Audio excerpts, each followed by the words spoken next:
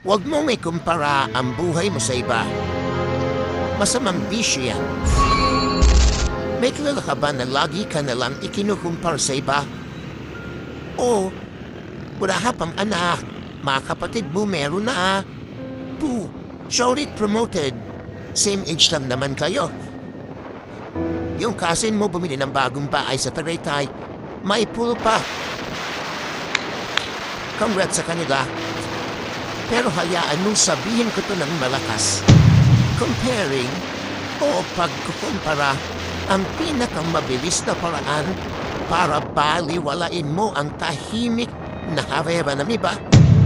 Hindi mo kasi alam kung anong pinagagagawa nila magkaroon lang ng pamilya o magkaroon ng anak.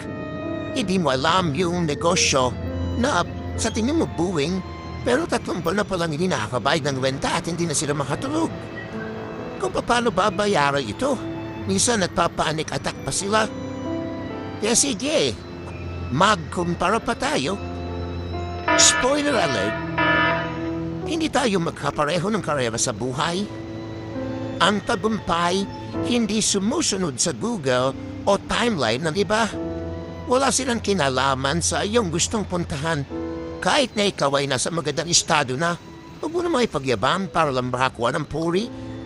Kasi ang comparison, kahit maganda pa ang intensyon mo, pressure lang yan na ipinalalabas na concern ka lang.